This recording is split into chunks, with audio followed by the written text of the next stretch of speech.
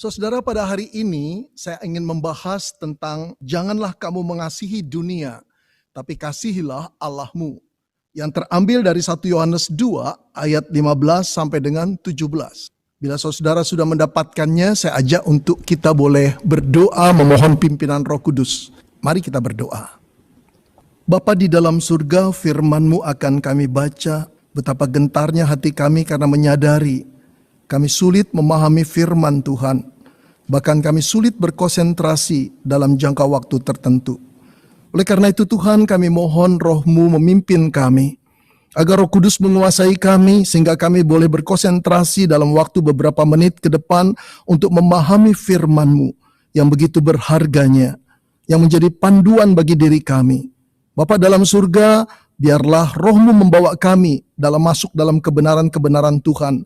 Dan ketika firman-Mu diberitakan, hati kami sungguh bergelora. Karena kami tahu pencipta kami sedang berbicara kepada kami. Bapa dalam surga, kami berdoa pula untuk hamba-Mu yang akan menjelaskan firman Tuhan dan menguraikannya. Kuasai dia dengan Roh-Mu. Sehingga baik perkataan-Mu pun pemberitaannya tidak disampaikan dengan hikmat manusia. Tapi sungguh-sungguh dengan keyakinan bahwa Roh Kuduslah yang bekerja. Sehingga apa yang kami dengar mengubah kehidupan kami. Bapak berfirmanlah karena kami telah siap untuk mendengar. Dalam nama Tuhan Yesus Kristus, penebus kami yang agung, penebus kami yang bangkit, kami berdoa. Amin. Saudara yang dikasihi Tuhan, demikianlah 1 Yohanes 2 ayat 15 sampai dengan 17. Janganlah kamu mengasihi dunia dan apa yang ada di dalamnya. Jikalau orang mengasihi dunia, maka kasih akan Bapa tidak ada dalam orang itu. Sebab semua yang ada di dalam dunia, yaitu keinginan daging dan keinginan marta, serta keangkuhan hidup, bukanlah berasal dari Bapa, melainkan dari dunia. Dan dunia ini sedang lenyap dalam keinginannya. Tetapi orang yang melakukan kehendak Allah tetap hidup selama-lamanya. Saudara-saudara, sebelum seorang bapa meninggal dunia, dia memanggil ketiga orang anaknya dan istrinya. Di tengah-tengah pembaringan di ranjang rumah sakit, dia hendak berpesan kepada orang-orang yang dicintai ini. Saudara, dengan susah payah dia berusaha untuk berkata-kata. Karena dia tahu bahwa saatnya akan tiba, dia akan meninggal dunia. Karena sakit yang sudah diderita beberapa bulan semakin lama semakin parah. Lalu apa pesan yang akan ditinggalkannya? Saudara-saudara, demikianlah pesannya. Kalian tahu, perusahaan yang kita miliki merupakan impian Papa sejak Papa muda. Papa membanting tulang, Papa kerja keras siang malam untuk membangun perusahaan itu. Dan pada akhirnya kalian lihat perusahaan itu menjadi besar dan semakin besar. Kalau Papa telah tiada, kata Bapak itu, kalian harus teruskan. Fokus pada pekerjaan itu. Jangan pada yang lain. Papa titip pada kalian. Jalanilah perusahaan itu sebaik-baiknya. Lalu dia berpesan juga, saudara. Awasi perusahaan tetangga sebelah. Dia sangat agresif. Dia merupakan kompetitor satu-satunya yang akan membahayakan masa depan perusahaan kita. Lalu dia pesan lagi, saudara. Juga awasi perusahaan Jaya Abadi. Hutangnya sudah 300 juta. Jangan kirim barang lagi kepada dia sebelum dia melunasi hutang itu. Dan ingat, bulan depan ada pameran mesin di Jerman. Pergilah kalian, salah satu dari kalian, lihat apakah mesin model-model baru itu berguna buat perusahaan kita. Dan jangan ragu-ragu untuk membelinya. Ingat, kunci kemajuan adalah ketika kita bisa mengikuti selera pasar. Lalu dia memesankan bagian kalimat terakhir, dia ulang kembali, saudara. Ingatlah anak-anakku, perusahaan kita ini merupakan wujud impian Papa sejak muda. Karena itu, kelolalah baik-baik. Saudara, ketiga anaknya mengangguk-angguk, tanda mereka mengerti, dan mereka berkomitmen akan menjalankan pesan ayahnya yang terakhir ini dengan sebaik-baiknya. Saudara, di tengah malam, sang bapak meninggal dunia. Dia telah meninggalkan seluruh perusahaannya dengan seluruh kekayaannya kepada 3 anaknya. Saudara-saudara, inilah satu contoh figur seseorang yang seumur hidupnya fokus pada apa yang dimimpikannya. Dikejar, diusahakan, banting tulang untuk memenuhi impiannya. Dan bapak ini berhasil. He did it, saudara. Dia telah mewujudkan apa yang dimimpikannya dengan kerja keras dan banting tulang seumur hidupnya. Tapi saudara-saudara yang dikasihi Tuhan, bapak ini juga merupakan satu contoh. Begitu banyak orang di dalam dunia ini yang salah fokus di dalam kehidupannya. Hanya mengejar apa yang sementara yang dilihat depan mata, saudara. Berapa tahun sih manusia itu bisa hidup dalam dunia ini? 70 tahun? Andai kata 100 tahun pun, kita boleh berkata bahwa kehidupannya sementara. Padahal setelah kematian tiba, saudara, ada kehidupan yang begitu panjangnya, tak terhingga lamanya, kehidupan dalam kekekalan. Saudara-saudara, andai kata manusia bisa hidup dalam dunia ini 1000 tahun, 1000 tahun, saudara. Kehidupan di dalam kekekalan itu 1000 tahun dikali miliaran tahun lagi masih lebih panjang kehidupan dalam kekekalan. Tak terbatas, tak terhingga waktunya.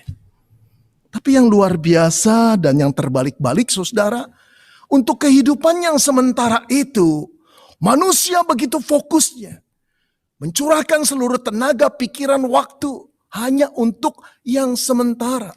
Tapi lupa mempersiapkan pada kehidupan di dalam kekekalan yang waktunya begitu panjang dan tak terbatas. Saudara-saudara, jangan salah fokus. Kalau kita diizinkan Tuhan masuk nanti di dalam kekekalan yang waktunya tak terbatas itu, saudara-saudara, percayalah pada saat kita berada di dalam kekekalan, kita tidak akan peduli berapa gaji yang akan kita terima, berapa penghasilan yang akan kita terima. Kita tidak peduli, saudara. Kita juga tidak peduli naik turun harga saham itu, tidak lagi menjadi concern kita. Kita tidak peduli berapa harga emas hari ini, dijual atau membeli. Kita tidak peduli apakah kita akan membeli mobil baru, akan membeli mobil lebih mewah, rumah lebih mewah lagi agar mendapat kekaguman dari orang banyak. Kita tidak peduli, saudara. Kita tidak peduli dengan baju yang kita pakai mereknya apa. Sama sekali kita tidak peduli. Begitu juga kita tidak peduli dengan postingan yang kita posting. Apakah akan menerima like banyak dan apa komentar orang. Kita tidak peduli. Kenapa, saudara? Karena di dalam kekekalan hal-hal seperti itu yang mencurahkan, yang memakan waktu, curahan pikiran kita sepenuhnya tidak bernilai sama sekali. Saudara-saudara, kalau segala sesuatu yang telah menghabiskan waktu kita, tenaga kita, pikiran kita, tidak bernilai sama sekali di dalam kekekalan. Salah fokus kita, saudara, kalau kita memberikan seluruh perhatian kita, bahkan hati kita, hidup kita hanya untuk hal-hal yang kesementaraan itu. Jemaat yang dikasihi Tuhan, firman Tuhan hari ini menyentak engkau dan saya. Ini peringatan dari Tuhan melalui Rasul Yohanes, supaya hidup kita tidak salah fokus. Saudara-saudara, kita memiliki kesamaan dengan jemaat yang mula-mula yang membaca surat yang ditulis oleh Rasul Yohanes ini. Apa kesamaan itu? Yang pertama, sama-sama orang berdosa yang telah ditebus oleh darah Kristus. Sama-sama diciptakan baru. Kesamaan yang kedua, kita adalah orang-orang yang telah diselamatkan oleh Kristus yang mudah untuk tergelincir mencintai dunia dan bukan mencintai Allah. Kesamaan itu membuat engkau dan saya melihat bahwa firman ini bukan cuma ditujukan, saudara, untuk jemaat mula-mula 1000 tahun, 2000 tahun yang lampau, tapi juga untuk engkau dan untuk saya. Saudara-saudara, oleh karena itu dengarkanlah peringatan firman Tuhan. Rasul Yohanes berkata, janganlah kamu mengasihi dunia ini dan apa yang ada di dalamnya. Saudara, kemungkinan besar jemaat mula-mula itu, walaupun sudah menjadi orang Kristen, bertobat, dilahirkan kembali hidupnya mencintai dunia. Dan celakanya saudara, mereka tidak merasa ada yang salah. Oke-oke saja hidup mereka, oke-oke saja kerohanian mereka. Mereka masih berbakti kepada Tuhan, mereka masih mendengar firman Tuhan, bahkan mereka masih melayani Tuhan. Tapi dalam kehidupan sehari-hari, mereka tidak mencintai Tuhan, tapi mencintai dunia ini. Mereka sudah terpikat oleh dunia, tapi tidak merasa mereka terpikat. Saudara-saudara yang dikasihi, oleh karena itu Rasul Paulus mengingatkan kembali jemaatnya dan juga engkau dan saya. Janganlah kamu mengasihi dunia ini dan apa yang ada di dalamnya. Kalau kita mempelajari firman di bagian ini, ada 3 alasannya saudara. Yang pertama, jika kita mengasihi dunia, maka kita tidak akan mengasihi Bapa. Ayat ke-15 saudara. Janganlah kamu mengasihi dunia dan apa yang ada di dalamnya. Jikalau orang mengasihi dunia, maka kasih akan Bapa tidak ada dalam orang itu. Saudara, Yohanes tidak bermaksud mengatakan bahwa dunia yang Tuhan ciptakan itu buruk dan jahat. Sama sekali tidak. Ketika Tuhan menciptakan segalanya dalam keadaan baik, saudara. Dan terlebih lagi Tuhan menyerahkan mandat kepada manusia untuk mengelola, untuk menguasai, dan untuk memanfaatkan dunia bagi diri mereka dan kehidupan mereka. Memanfaatkan secara bertanggung jawab. Itulah yang disebut mandat budaya, saudara. Tetapi setelah manusia jatuh di dalam dosa, cara manusia menilai dunia ini berbeda. Manusia menilai dunia sebagai pusat pemujaannya, tujuan hidupnya yang perlu diraih sebanyak-banyaknya agar mereka bisa naik harkat dirinya. Karena itu manusia rela menghabiskan waktu dari siang sampai malam dengan segala upaya dan pikiran untuk mengeruk, untuk mendapatkan, untuk memperoleh dunia dengan segala isinya. Bahkan dengan segala cara. Sehingga dunia ini menjadi tujuan akhir manusia. Ketika itu menjadi tujuan akhir manusia, dan manusia bekerja siang dan malam untuk memperoleh apa yang ada dalam dunia, tanpa sadar manusia telah menjadi budak dunia. Bukan lagi Tuhan yang menguasai dan mengelola dunia, dan memanfaatkan dunia, tapi menjadi budak dunia, saudara. Ketika manusia menjadi budak dunia, dan pikirannya hanya dunia, dia jatuh cinta pada dunia. Ketika manusia jatuh cinta pada dunia, manusia tidak jatuh cinta kepada Tuhan. Saudara, bicara soal kasih atau cinta, pada hakikatnya kita sedang berbicara tentang hati. Karena hati itu menunjukkan seluruh keberadaan kita, saudara. Apa yang kita pikirkan, apa yang kita rasakan, apa yang menggerakkan kita, seluruh keberadaan kita itu ditunjukkan oleh apa yang disebut hati, saudara. Bila kita sungguh-sungguh jatuh cinta pada seseorang, saudara, seluruh perasaan, pikiran kita, aktivitas kita selalu tertuju kepada dia. Itulah tandanya kita jatuh cinta pada dia. Saudara, kalau ada seseorang berkata dia jatuh cinta pada 2 orang pemuda atau 2 orang gadis, sebetulnya yang betul-betul adalah dia sedang menipu dirinya sendiri. Kenapa begitu?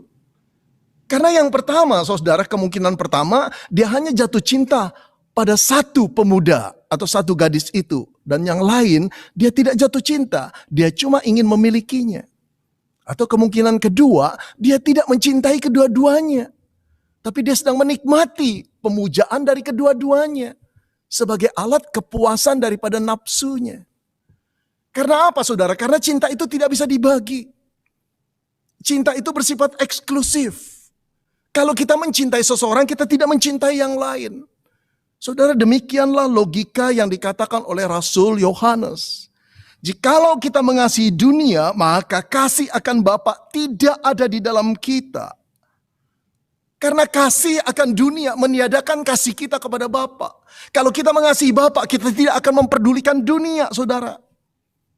Saudara, hal yang senada dikatakan oleh Tuhan Yesus dalam Matius 6 ayat 24. Demikianlah firman Tuhan. Tak seorang pun dapat mengabdi kepada 2 tuan. Karena jika demikian, ia akan membenci yang seorang dan mengasihi yang lain. Atau ia akan setia kepada yang seorang dan tidak mengindahkan yang lain.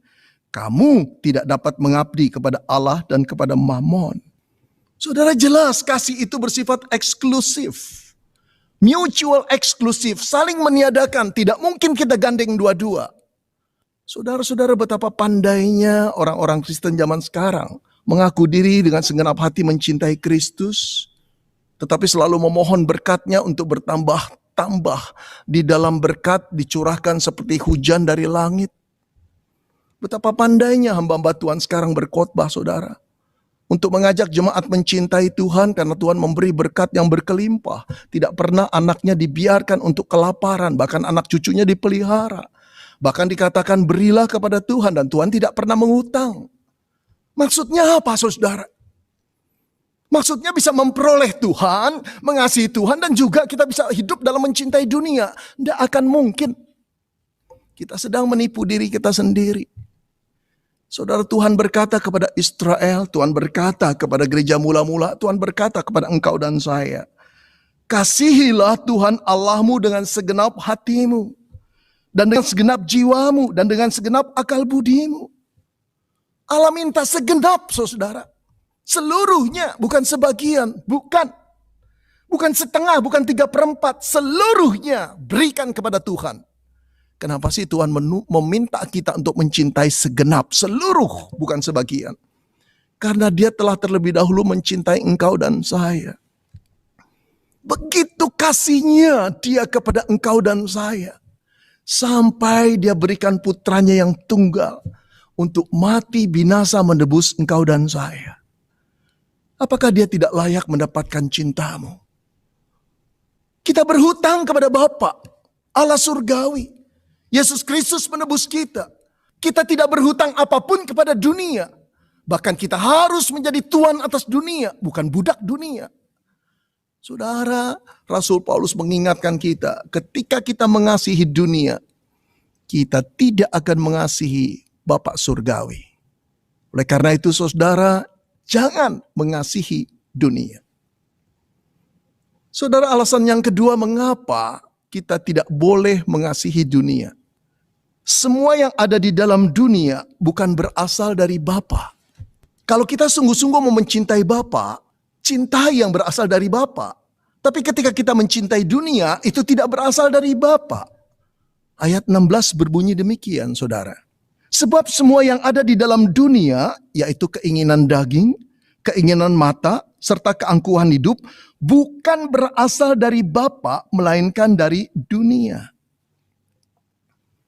Saudara-saudara, Rasul Yohanes mulai menjelaskan apa yang dimaksud dengan dunia dan apa yang ada di dalamnya.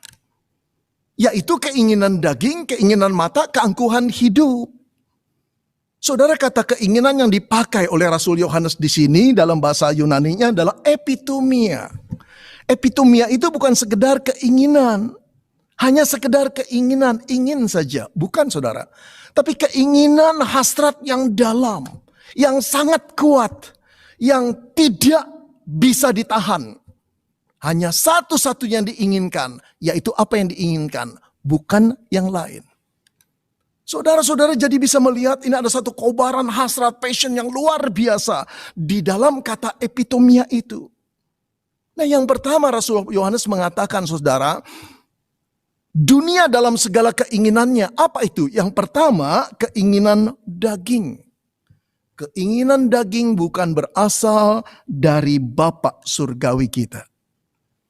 Saudara, keinginan daging itu adalah keinginan yang bersangkut paut dengan apa yang bisa dilihat, disentuh, dan dirasakan. Contohnya dalam hal ini keinginan makan, minum, seks, kenikmatan, kenyamanan, semua termasuk keinginan-keinginan daging, saudara. Saudara, keinginan itu sendiri tidak dosa. Karena semua keinginan itu diciptakan Allah di dalam tubuh manusia. Tubuhmu dan tubuhku. Saudara, Tuhan telah menciptakan kita sebagai makhluk yang bisa lapar, bukan? Bisa haus, bukan? Mencari makanan untuk memuaskan kelaparan kita, memenuhi gizi kita, itu wajar.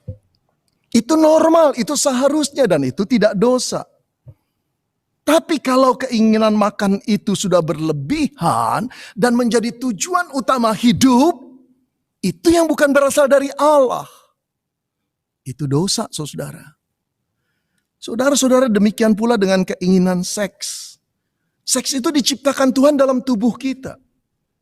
Seks itu merupakan perangkat yang Tuhan desain agar manusia bisa melanjutkan keturunan. Dan seks itu merupakan karunia Tuhan yang indah di dalam perkawinan. Tapi kalau seks itu, saudara, sudah menjadi yang utama dalam perkawinan, melebihi segala-galanya, itu yang tidak dirancang Tuhan. Tapi kalau seks itu dinikmati di luar pernikahan dan dinikmati begitu rupa sampai nafsu yang luar biasa, itu tidak dirancang Tuhan. Itu dosa.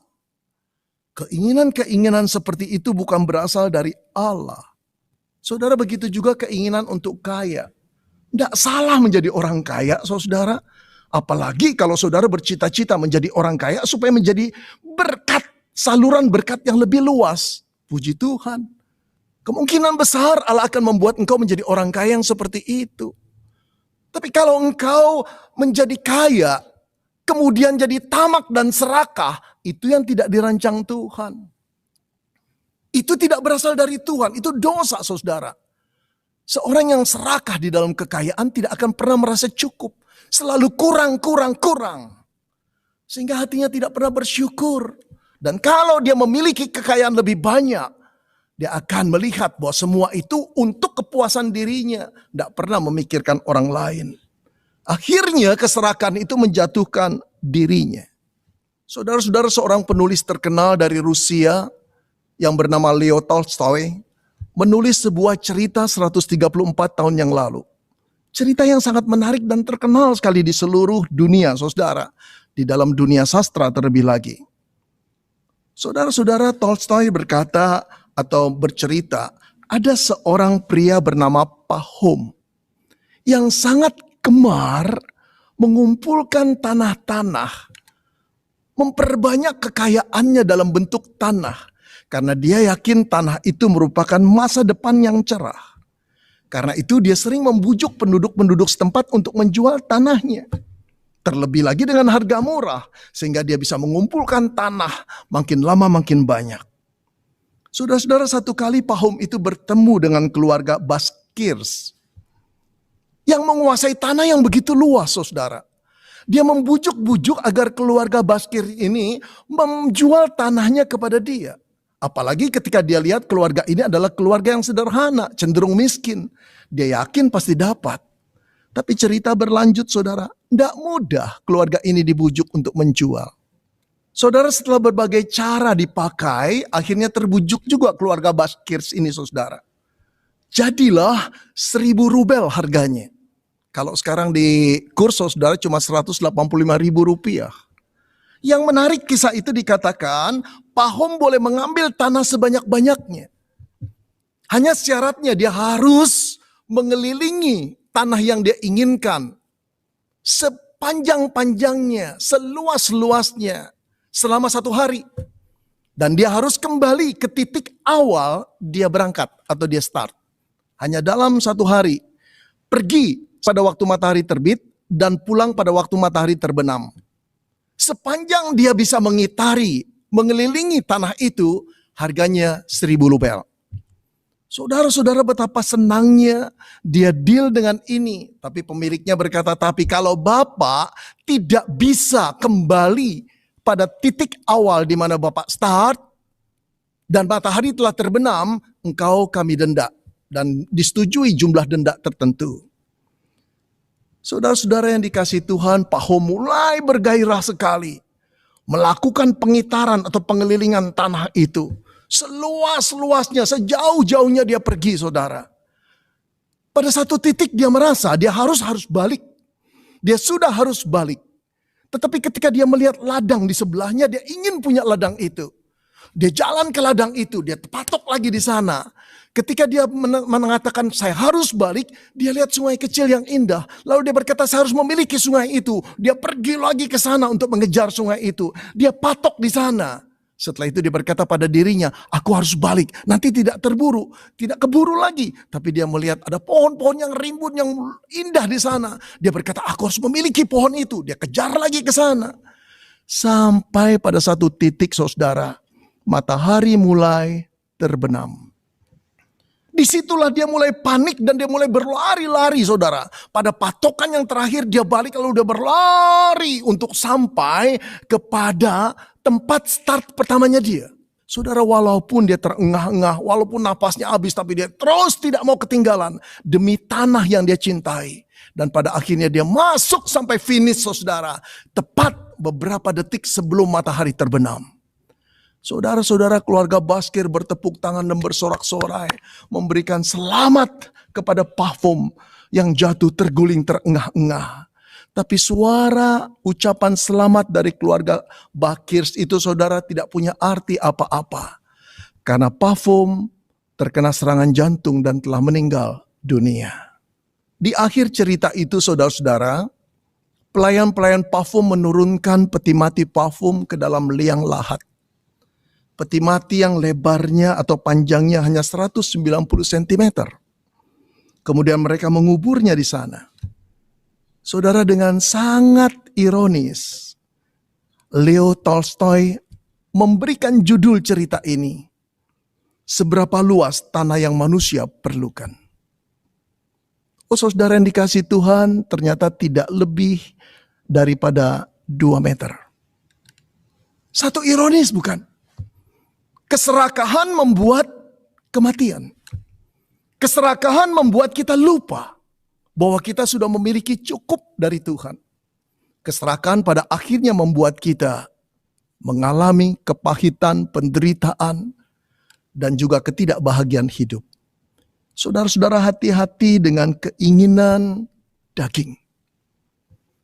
Saudara, yang kedua, Yohanes mulai menguraikan apa yang dimaksud dengan dunia dan apa yang ada di dalamnya.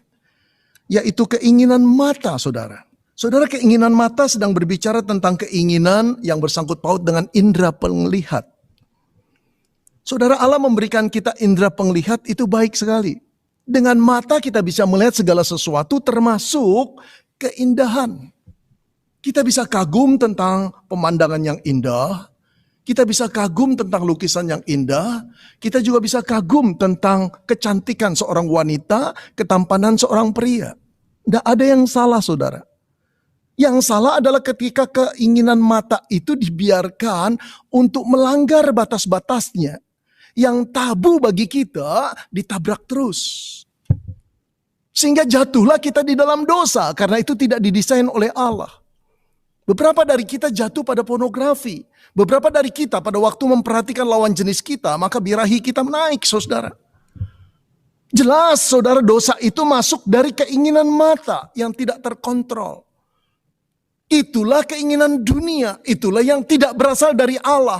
Itulah yang dikatakan jangan kamu mengasihi dunia ini. Saudara-saudara, kita perlu membatasi. Bahwa segala sesuatu yang Tuhan berikan dalam keinginan-keinginan itu di dalam batas apa yang Tuhan inginkan. Firman-Nya, perintahnya. Saudara, yang terakhir, Yohanes menyebut lagi dosa yang dimaksud keinginan dalam dunia adalah keinginan daging, keinginan mata, dan keangkuhan hidup. Saudara, keangkuhan hidup ini mau berbicara tentang kesombongan diri seorang manusia. Yang diperlihatkan di depan orang. Entah diperlihatkan untuk mendapat pujian, entah diperlihatkan untuk menyakiti orang supaya mereka cemburu dan berpikir tentang kehebatan dia. Macam-macam, saudara. Tapi intinya adalah dia menikmati kecemburuan, keirihatian orang atau kekaguman orang. Narsis pada diri sendiri. Saudara, pada akhirnya inilah pemujaan, penyembahan berhala yang tertinggi ketika menempatkan diri menjadi fokus manusia lainnya dan meniadakan Tuhan di dalam sumbangsi kesuksesan dirinya. Saudara-saudara yang dikasihi Tuhan, menempuh pendidikan tinggi itu baik, apalagi mendapat gelar doktor itu membanggakan, boleh-boleh saja. Tapi kalau gelar doktor itu membuat diri saudara melambung tinggi luar biasa. Sehingga ketika saudara berjalan, berjabat tangan, berbicara dengan orang lain, saudara menganggap orang lain itu kagum pada gelar doktor saudara. Engkau dan saya sudah sakit, saudara. Itu di luar maksud Tuhan. Saudara-saudara, kalau engkau ingin menukar mobilmu, boleh-boleh saja. Banyak orang yang punya mobil terus kemudian menukar mobilnya. Tapi kalau engkau menukar mobil 2 tahun sekali dengan mobil baru supaya mendapat pujian orang, kekaguman orang, engkau dan saya sudah melampaui apa yang Tuhan inginkan. Itu tidak berasal dari Tuhan. Itu keangkuhan hidup. Oh saudara-saudara, godaan dunia begitu halus dan menarik. Tanpa sadar engkau telah dijerat untuk mengasihi dunia. Ketika engkau mengasihi dunia, celakanya engkau masih merasa mengasihi Tuhan. Tidak saudara. Orang yang mengasihi Tuhan akan hidup dengan aturan Tuhan. Mengontrol keinginannya, mengontrol hatinya supaya tetap fokus kepada Tuhan. Saudara-saudara, hati-hati. Kita tidak akan bertumbuh menjadi orang Kristen yang mengenal Tuhan lebih dalam, lebih dalam, lebih dalam lagi. Kalau kita tidak menguasai keinginan kita di bawah pimpinan Roh Kudus. Entah kita hamba Tuhan, entah kita majelis, entah kita aktivis, entah kita penyumbang terbesar gereja ini. Percuma saudara. Karena sebetulnya ketika kita melakukan segala sesuatu itu bukan karena kasih kita kepada Allah. Kita sedang mengasihi diri kita sendiri. Yang menjadi Tuhan di dalam diri kita adalah diri kita sendiri. Yang menjadi Tuhan di dalam diri kita adalah diri kita sendiri. Bukan Tuhan yang telah menebus kita. Saudara-saudara, hati-hatilah. Yang ketiga saudara. Mengapa kita tidak boleh mengasihi dunia? Saudara, karena dunia sedang lenyap dengan keinginannya. Ayat 17. Dan dunia ini sedang lenyap dengan keinginannya. Tetapi orang yang melakukan kehendak Bapa tetap hidup selama-lamanya. Saudara-saudara, kenyataannya kita sedang ada di dalam dunia. Kita hidup di dalam dunia. Karena kita lahir dalam dunia, kita tumbuh dalam dunia, kita dibesarkan dalam dunia, dan sekarang kita hidup di dalam dunia. Saudara-saudara, pada waktu kita hidup, kita perlu makan, kita perlu minum, kita perlu punya penghasilan, kita perlu peralatan, kita perlu rumah untuk tempat tinggal. Semua itu diperlukan. Tidak salah kalau kita mencari atau bekerja untuk mendapat penghasilan. Tidak salah saudara. Tidak bertentangan dengan firman Tuhan. Tetapi kita semua tahu saudara. Bahwa kehidupan dalam dunia itu tidak selama-lamanya. Tidak selama-lamanya saudara. Satu kali kita akan meninggalkan dunia karena kita meninggal dunia. Dan kemudian kita akan memasuki dunia lain yang disebut kekekalan. Yang waktunya begitu panjang dan tak terbatas. Di mana kita akan bertemu dengan Sang Pencipta kita. Penebus kita, Allah Tritunggal. Kita harus mempertanggungjawabkan hidup kita kepada Beliau. Celaka bukan saudara? Kalau pada waktu hidup kita tidak pernah memikirkan hari kematian kita. Dan kehidupan kita pada waktu kekekalan nanti.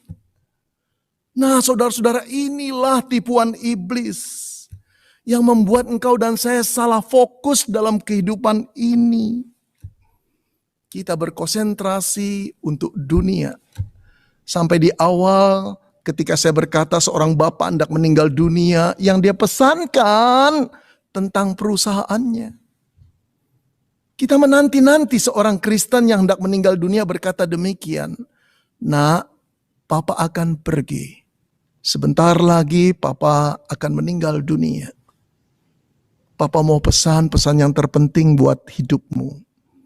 Takutlah akan Tuhan. Kasihilah Tuhan Allahmu dengan segenap hatimu, dengan segenap jiwamu, dengan segenap kekuatanmu. Teruslah bersyukur kepada Beliau yang telah baik buat kita. Yang dinanti-nanti dari seorang Kristen seperti itu bukan? Itu hanya mungkin terjadi kalau hidupnya tidak mengasihi dunia. Kalau sepanjang hidupnya dia mengasihi dan mencintai Tuhan. Tapi karena hidupnya salah fokus. Setiap hari sepanjang hidupnya hanya mengejar dunia. Dia jatuh cinta pada dunia. Dia tidak terpikir untuk mengasihi Tuhan. Saudara-saudara, Alkitab sekarang membalikkan kita. Dari perspektif dunia, dia memperlihatkan kita pada perspektif yang lain. Rasul Yohanes berkata demikian, saudara.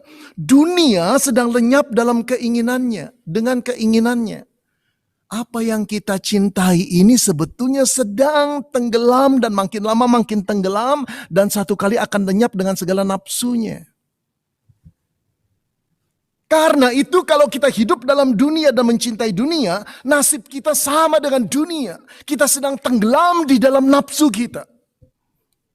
Kita akan lenyap di dalam nafsu kita. Saudara-saudara, bagaimana mungkin kita mau mengikuti sesuatu yang kita tahu pada akhirnya akan lenyap, akan musnah. Saudara-saudara, andai kata saudara tahu, kalau saudara membangun rumah tangga dengan seseorang, pada akhirnya akan bercerai, berantakan. Masihkah saudara mau married sama dia? Saudara-saudara, kalau saudara tahu, saudara mau naik pesawat tertentu, jam hari tertentu dan jam tertentu, dan saudara tahu bahwa pesawat itu akan jatuh, masihkah nggak mau membeli tiket dan memburu pesawat itu untuk masuk ke dalamnya dan terbang bersamanya? Saudara, kalau engkau tahu bahwa perusahaan tertentu akan pilot, masihkah engkau berburu untuk membeli saham-sahamnya? Bodoh, bukan?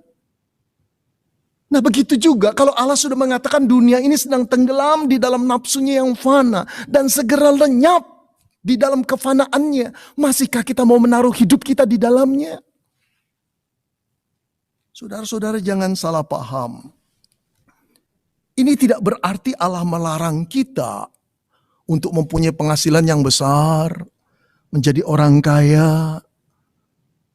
Ini tidak berarti Allah melarang kita untuk menonton film, mendengarkan musik dari sound system yang mahal. Ini tidak berarti Allah melarang kita untuk punya mobil yang lebih mewah, untuk mempunyai rumah yang lebih nyaman. Silakan. Yang Allah larang adalah hati kita ada di mana.